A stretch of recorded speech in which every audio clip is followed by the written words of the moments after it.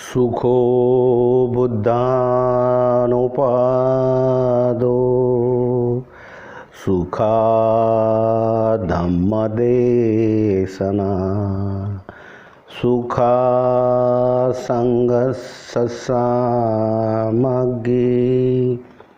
सम्मगानं तपो सुखो। धम्मसंगीती आणि तिचे फलित। धम्मसंगीती का झाली त्याचा संक्षिप्त आढावा। आयुष्यमान महाकाश्यप हे आपल्या भिक्खू संघासह पावाहून कुसिनारा म्हणजेच केशवती येथे जात असता वाटेत अजीवक पंथाच्या परिव्राजकाने भगवान तथागत भगवान बुद्धांचे महानिर्वाण होऊन 1 सप्ताह झाल्याचे सांगितले। हे ऐकलेला एक भिक्खू सुबद्ध तो म्हणाला,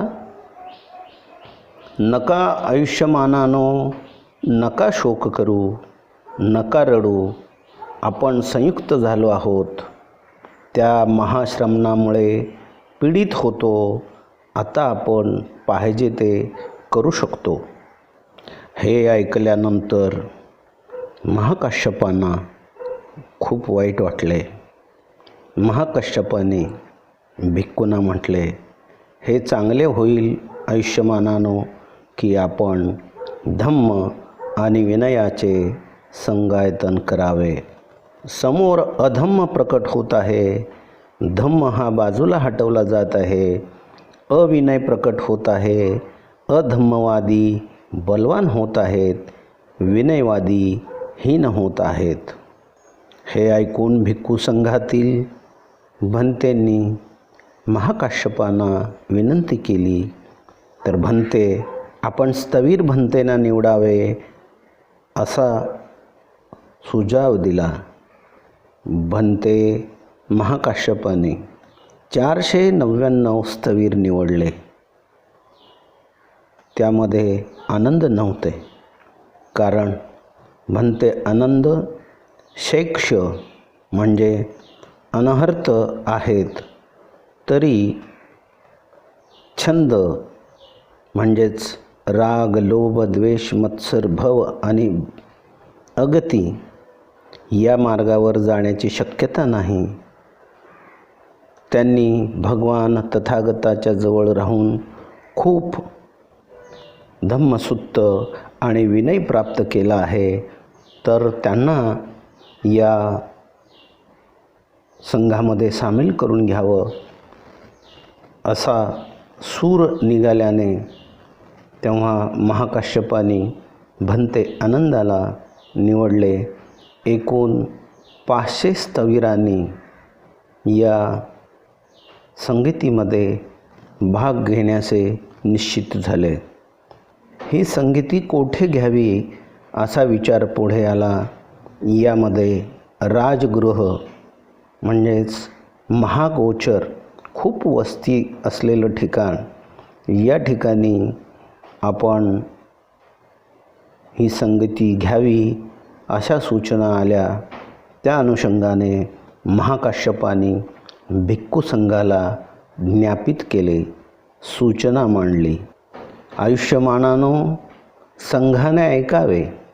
जर संघाला पसंत असेल तर संघाने ये 500 भिक्खूंना राजगृहात वर्षावास करताना धम्म आणि विनयाचे संगायतन करण्याची संमती द्यावी आणि दुसऱ्या भिक्खूंना राजगृहात न राहण्याची ज्ञाप्ती आहे. भन्ते, संघाने माझे ऐकावे. जर संघाला पसंत असेल तर संगायतन करणे आणि दुसऱ्या भिक्खूंना राजगृहात वर्षावास न करणे पसंत असेल तर तो गप्प राहील. ज्याला पसंत नसेल तो बोलेल. ही सूचना दुसऱ्या वेळी, तिसऱ्या वेळी मांडण्यात आली आणि त्याला मान्यता, धारणा स्पष्ट झाली. संघ 500 भिक्खूंनी तसेच दुसऱ्या भिक्खूंनी राजगृहात वर्षावास न करण्याबद्दल सहमत आहे. संघाला पसंत आहे म्हणून गप्प आहे ही धारणा करीत आहे. अशा तऱ्हेने संसदेमध्ये सुद्धा ठराव पारित करण्याची पद्धत आहे. ठरावाची शब्दरचना सांगितली जाते.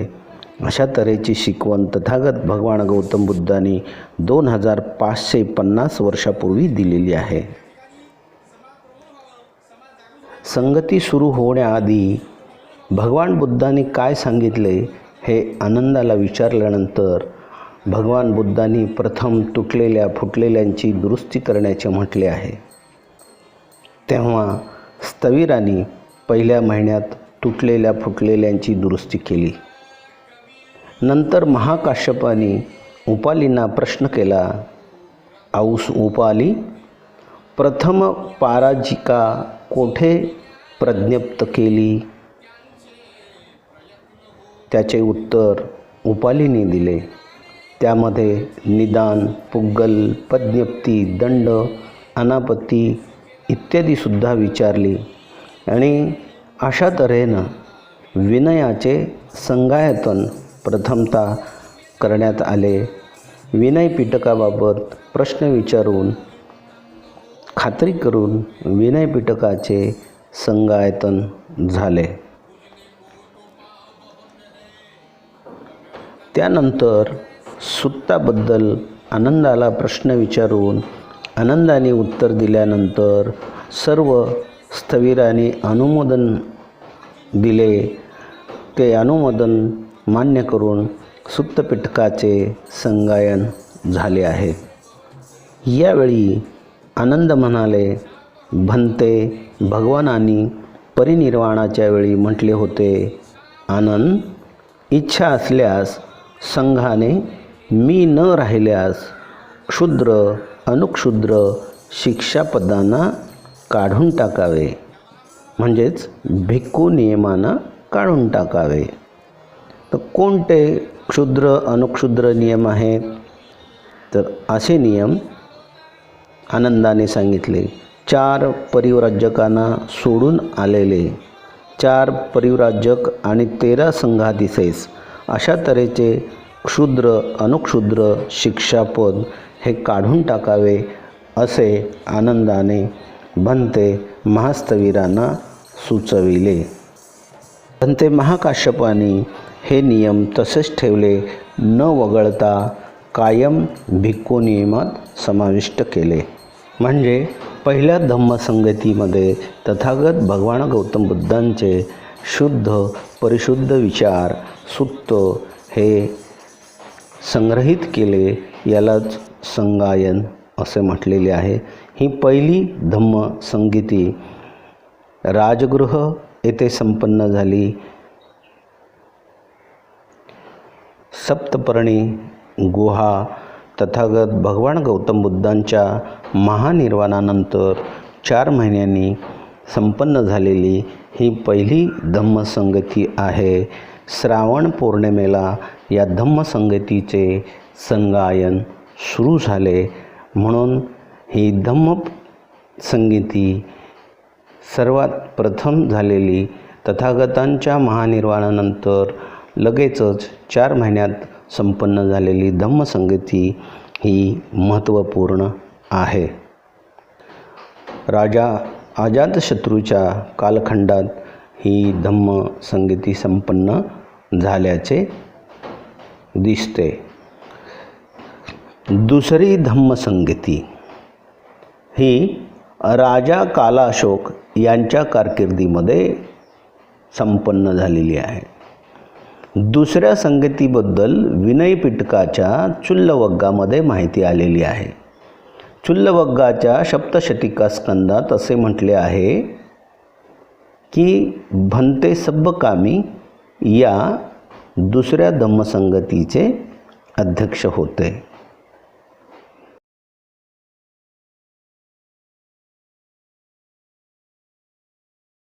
सब्बकामी हे पहिल्या धम्मसंगतीमध्ये 20 वर्षाचे युवक भन्ते होते.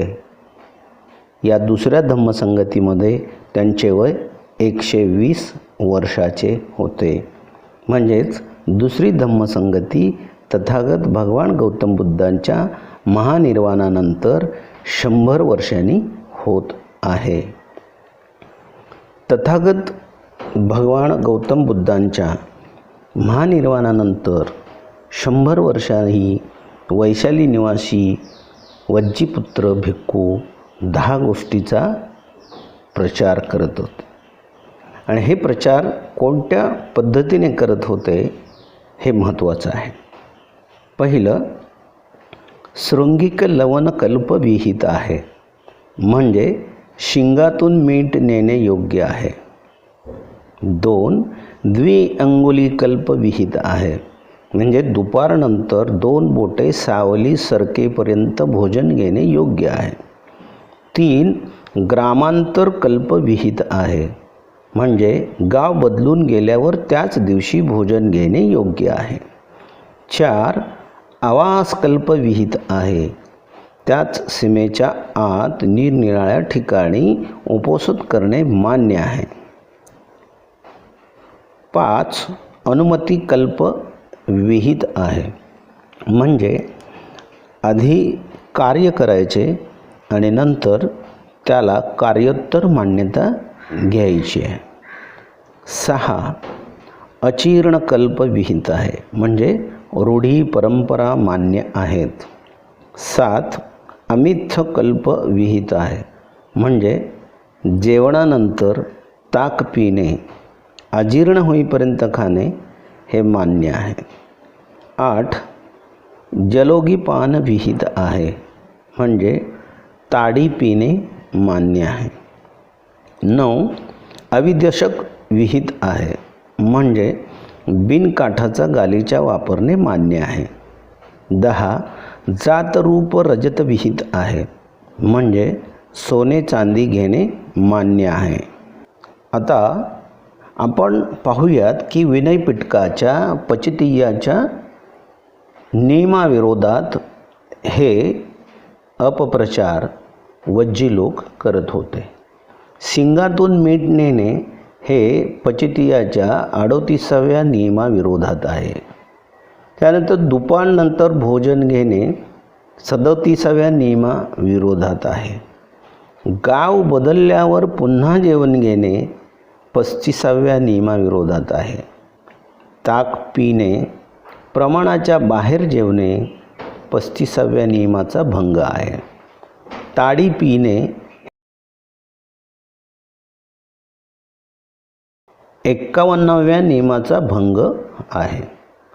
काठ नसलेला गालीचा वापरणे 89व्या नियमाचा भंग करणे आहे. सोने चांदी रुपे घेणे 18व्या नियमाचा भंग आहे. म्हणजे हे 10ही नियम भिक्खू संघाच्या विनयाच्या विरोधात जातात. म्हणून विनय पिटकाच्या चुल्लवग्गात म्हटल्याप्रमाणे महाथेर यश यांनी विनयाच्या विरोधी असलेल्या या 10 बाबीबद्दल आपले विरोधी मत मांडले. म्हणून वज्जी भिक्खूंनी त्यांना संघातून काढून टाकले. स्थवीर यश यांनी एक धम्म परिषद स्वतंत्ररित्या बोलावली. पश्चिमेकडील आणि दक्षिणेकडील भिक्खूंना एकत्र करून अहोगंगा पर्वताजवळ सगळ्यांना बोलवलं आणि वज्जींच्या 10 बाबीबद्दल माहिती दिली. वैशाली येथे भिक्खूंची परिषद बोलावून त्या परिषदेत या विवादास्पद 10 बाबींचा निकाल लावण्याचे ठरवले आणि याबाबत एक निवड समिती निर्माण करण्यात आली की ज्यामध्ये 8 सदस्य पूर्वेकडील, 4 सदस्य पश्चिमेकडील असे ज्येष्ठ आणि कनिष्ठ 4 भिक्खू घेण्याचे निश्चित झाले.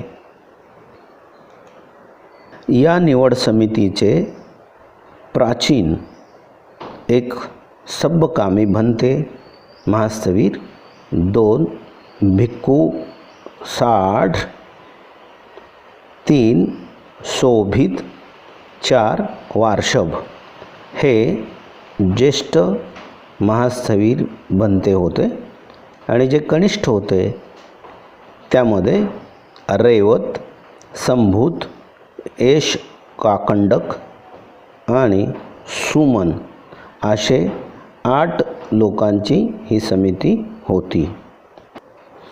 वरील 10 बाबी भिक्खू संघाच्या नियमांच्या विरोधात आहे असा निर्णय दिला की ज्यामुळे वज्जी भिक्खू संघाच्या विरोधात हा निर्णय गेला. असे भिक्खू संघाने नवीन महासांघिक संघ निर्माण केला जो वज्जींचा महासांघिक एक संघ निर्माण झाला. तथागत भगवान गौतम बुद्धांच्या महानिर्वाणानंतर 100 वर्षांनी संघामध्ये मोठी फूट पडली. महास्थवीर यश यांनी बोलावलेली परिषद ही स्थवीरवादी आणि वज्जी लोकांची महासांघिक संघ ह्या 2 वेगवेगळ्या संघांची निर्मिती झाली. पुढे अनेक शाखा, उपशाखा ज्याला निकाय म्हणतो त्या निर्माण झालेल्या आहेत. तिसरी धम्मसंहिती ही अत्यंत महत्त्वपूर्ण धम्मसंहिती इसवी सन पूर्व 326 म्हणजेच तथागत भगवान बुद्धांच्या महानिब्बाणानंतर 225 वर्षांनी ही तिसरी धम्मसंहिती संपन्न झाली आहे. पियदस्सी राजा अशोक हे या धम्मसंहितेचे आश्रयदाते होते. पाटलीपुत्र शहरामध्ये म्हणजेच आजच्या पाटणा शहरामध्ये ही धम्मसंहिती संपन्न झालेली आहे. ही 9 महिने सतत धम्मसंहिती चालू होती. या धम्मसंहितेचे अध्यक्ष भंते महास्थवीर मोगलीपुत्र 30 हे होते. सम्राट अशोकाचे ते गुरु होते. तथागत भगवान गौतम बुद्धाच्या धम्माला राजाश्रय मिळाल्यामुळे धम्म प्रदूषित झाला आणि त्यामुळे अनेक तक्रारी या भिक्षू संघाच्या माध्यमातून सम्राट अशोकापर्यंत पोहोचल्या. त्यानंतर ही धम्मसंहिती घेणे आवश्यक वाटले आणि म्हणून ही धम्मसंहिती संपन्न झालेली आहे. मोगलीपुत्र 30 हे याचे अध्यक्ष होते. यामधून 60,000 नकली भिक्खूंना संघातून बाहेर काढले आणि त्यांना पांढरे शुभ्र वस्त्र देऊन उपासक बनवले. यामध्ये त्याचं कारण असं की 18 संप्रदाय यामध्ये त्या काळी निर्माण झाले होते. उदाहरणार्थ महायान, हीनयान, तंत्रयान, वज्रयान गोरखनाथांचा एक सहज यान असे अनेक संप्रदाय निर्माण झाल्यामुळे यामध्ये जी भेसळ झालेली आहे धम्मामध्ये ती काढणं आवश्यक होतं, म्हणून ही धम्मसंगती संपन्न झालेली आहे. या काळामध्ये मोगलीपुत्त तिस्स यांनी कथावत्तू या ग्रंथाची निर्मिती केली, त्याचं संकलन केलेलं आहे. आणि याच काळामध्ये अभिधम्मपिटकाची स्वतंत्र निर्मिती करण्यात आली. म्हणजे सुत्तपिटक, विनयपिटक आणि अभिधम्मपिटक म्हणजेच 3 पीठक. पीठक म्हणजे पेठारे. तर या 3 पेठाऱ्यामध्ये विविध धम्मग्रंथांची निर्मिती आपल्याला दिसून येते. या तिसऱ्या धम्म संगतीचे आणखी एक मोठे वैशिष्ट्य म्हणजे जगभरामध्ये तथागत भगवान गौतम बुद्धांचा धम्म पोहोचवण्याचं श्रेय आणि महत्त्वपूर्ण काम सम्राट प्रियदर्शी राजा अशोक यांनी केलेले आहे. कारण या धम्म संगीतीनंतर त्यांनी 9 धम्ममंडले स्थापन केली आहेत. आणि या धम्ममंडलामध्ये ज्येष्ठ, कनिष्ठ आणि विद्वान भिक्खू संघाचा ह्या मंडळामध्ये समावेश करण्यात आलेला आहे. विविध देश आणि प्रदेश यामध्ये आपले भिक्खू संघ धम्मप्रचार आणि प्रसारासाठी पाठवलेले आहेत. एक मज्जंतिक भंते मज्जंतिक यांना काश्मीर आणि कंदहार इकडे पाठवलेलं आहे. भंते महादेव यांना महिषमंडल म्हणजे आत्ताचा मध्य प्रदेश इकडे पाठवलेलं आहे. रक्षित भंते रक्षित यांना वनवासी म्हणजे उत्तर कानडा येथे पाठवलेले आहे. भंते योनदम्मरक्कित यांना अपरांत म्हणजेच उत्तर कोकण या ठिकाणी पाठवलेले आहेत. भंते मज्जिम, भंते काश्यप, भंते मालिकादेव, भंते सहस्त्रदेव यांना हिमवंत म्हणजेच आजचा हिमाचल प्रदेश, उत्तराखंड या भागामध्ये पाठवलेलं आहे.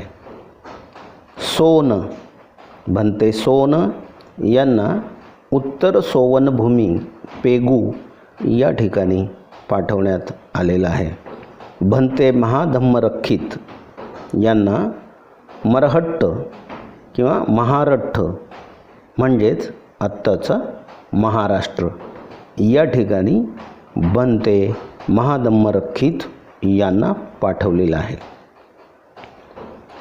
महारक्षित भंते महारक्षित यांना यवन देशामध्ये म्हणजेच मुस्लिम प्रदेशामध्ये पाठवलेलं आहे. आणि शेवटचा आणि 9वा मंडळ आहे तो म्हणजे महामहिंद. भंते महामहिंद, भंते इट्टीय, भंते उत्तीय, भंते संबळ आणि भंते भद्दीय यांना सिलोन म्हणजे सिंहल द्वीप म्हणजेच आजचा श्रीलंका येथे पाठवलेला आहे. म्हणजेच जागतिक स्तरावर बौद्ध धम्माचा प्रचार आणि प्रसार इसवी सन पूर्व 326 नंतर जगभर बुद्ध आणि बुद्ध हे पसरवण्याचं काम हे या तिसऱ्या धम्मसंगतीने झालेले आहे. चौथी धम्मसंगती ही इसवी सन पूर्व 100 वर्ष मध्ये झालेली आहे. चौथ्या धम्मसंगतीचे वैशिष्ट्य आहे ते म्हणजे तथागत भगवान बुद्धांच्या महानिब्बाणाच्या 450 वर्षांनी ही धम्मसंगती झालेली आहे. आणि ही धम्मसंगती आलोक नावाची गुहा सिंहलद्वीप म्हणजेच श्रीलंका येथे आहे, येथे संपन्न झालेली आहे. या संगतीचे अध्यक्ष होते महास्थवीर अभय अग्नरक्षित यांनी या धम्मसंगतीचे अध्यक्षस्थान भूषविले आहे. या काळामध्ये या सिंहलद्वीपाचा सम्राट वट्टगामिनी यांच्या कारकिर्दीमध्ये इसवी सन पूर्व 29मध्ये आणि दुसरी जी संगती झालेली आहे ती इसवी सन 80मध्ये काश्मीरच्या कुंडलवनात कनिष्काच्या काळात झालेली आहे.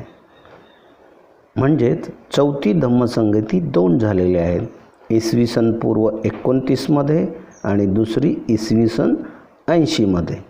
म्हणजे श्रीलंकेमध्ये जी अधिकृत झालेली आहे धम्मसंगती ती स्थविरवादी लोकांची होती, म्हणून श्रीलंकेच्या म्हणजे सिंहलद्वीपाच्या संगतीस अधिकृत मान्यता आहे.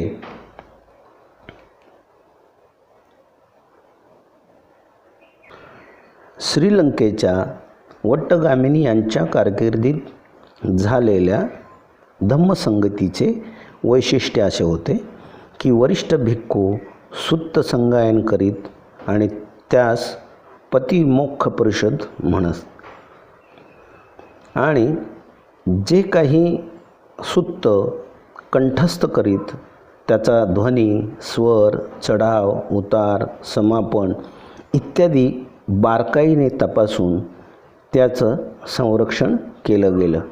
बुद्धवाणी शुद्ध स्वरूपात राहण्यासाठी ग्रंथ स्वरूपात या सुत्तांचं लेखन करण्यात आलं. भृजपत्रावरती पहिल्यांदा या सुत्तांचं लेखन करण्यात आलं, म्हणून या धम्मसंगतीस पुस्तकारोपण धम्मसंगती असे म्हणतात.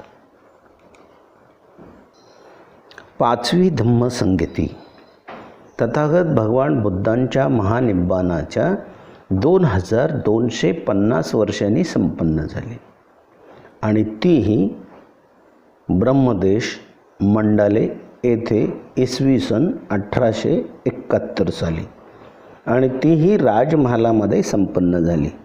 या कार्यक्रमाचे अध्यक्ष हे ज्येष्ठतेनुसार होते. प्रत्येक सत्राचे वेगवेगळे अध्यक्ष होते. प्रथम सत्राचे अध्यक्ष होते भदंत नागरा भिवंस. त्यानंतर दुसऱ्या सत्राचे नरिंदा भिदज हे होते आणि तिसऱ्या सत्राचे अध्यक्ष होते सुमंगल सामी. म्हणजे सतत ही धम्मसंगती 5 महिने चालू होती आणि यामध्ये वेगवेगळी सत्र निर्माण केली होती आणि प्रत्येक सत्राचे वेगवेगळे अध्यक्ष होते. याचे आश्रयदाते होते ब्रह्मदेशाचे म्हणजे सध्याचं म्यानमार याचे राजे मिंग मिन हे होते. त्यांनी खूप चांगलं काम केले आहे. आपण पाहिले की चौथ्या धम्मसंगतीला पुस्तकारोपण धम्मसंगती म्हटलेली आहे, परंतु या संगतीतील तपशिलाला वर्षानुवर्ष लिपिबद्ध करून संरक्षित करण्यात आले. याचे प्रमाण व प्रेरणा पुढील पिढीला सुपूर्द केली जाऊ शकेल. म्हणजे 5व्या धम्मसंगतीत सम्राट मिंग यांचे सर्वात मोठे पुण्यार्जन म्हणजे त्यांनी संपूर्ण त्रिपिटक संगमरवरी दगडी पट्टीवर कोरले व पूज्य भिक्खूद्वारे त्याचे संगायतन केले व लोकार्पण केले. 729 दगडी संगमरवरी शिळेवर कोरल्यामुळे बुद्धवचन परिशुद्ध अवस्थेत संरक्षित ठेवण्याचे महान कार्य या राजाच्या कारकिर्दीमध्ये झालेले आहे. आज सर्वाधिक प्रामाणिक आणि शुद्ध स्वरूप पालीचे हे संस्करण श्रीलंका आणि ब्रह्मदेश म्हणजे म्यानमारचेच मानले जाते. 6वी धम्मसंगीती. तथागत भगवान बुद्धांच्या महानिब्बानानंतर 2500 वर्षांनी ही धम्मसंगती संपन्न होत आहे.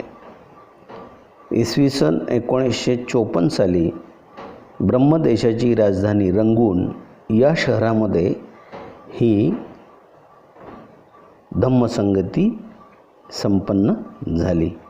श्री मंगल लोकाराम चैत्याजवळ नवीनच तयार केलेल्या महापाषाण शैलगुहेत याचे आयोजन करण्यात आले होते. अध्यक्ष होते भदंत रेवत स्थवीर हे होते आणि त्यावेळचे ब्रह्मदेशाचे प्रधानमंत्री होते ऊ हे. पूर्ण ब्रह्मदेशातून 500 अरहंत आणि विदेशातून 2500 अरहंत भिक्खू हजर होते. सलग 2 वर्ष ही संगीती चालू होती. यासाठी तथागत भगवान बुद्ध यांच्या नावाने बुद्ध शासन सभेची स्थापना करण्यात आली होती. या संगतीत त्रिपिटकाचे संशोधन लेखन करण्यात आले. या परिषदेपूर्वी विश्व दुसऱ्या जागतिक महायुद्धाचे भयंकर परिणाम पाहून चिंतित झाले होते. यासाठी तथागतांच्या समता, शांती, मैत्री या संदेशाची सर्व विद्वानांना जाणीव झाली.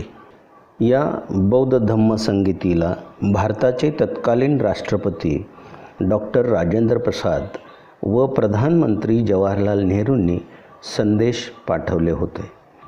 या संगीतीस विश्वरत्न, भारतरत्न डॉक्टर बाबासाहेब आंबेडकर उपस्थित होते. याच संगतीमध्ये डॉक्टर बाबासाहेब आंबेडकरांना बोधिसत्व ही उपाधी देण्यात आली. याच वर्षी विश्वभूषण डॉक्टर बाबासाहेब आंबेडकरांनी 14 ऑक्टोबर 1956 बौद्ध धम्माचे धम्मचक्र प्रवर्तित केले व बौद्ध धम्माला भारतात पुन्हा एकदा पुनर्जीवित केले. या धम्मसंगतीचे फलित काय? तर जागतिक स्तरावर बुद्ध वचन परिशुद्ध अवस्थेत संरक्षित झाले. मानवाच्या कल्याणाचा धम्म जागतिक स्तरावर कला, संस्कृती, साहित्याद्वारे स्थिरावला. आजच्या युगातही तथागत भगवान बुद्धांची बुद्ध वचने, धम्म, प्रज्ञा, शील, करुणेची आवश्यकता या जगाला वाटू लागले. म्हणजेच या ज्या 6 धम्मपरिषदा झालेल्या आहेत, या 6 धम्मपरिषदांचं फलित हेच आहे. धन्यवाद.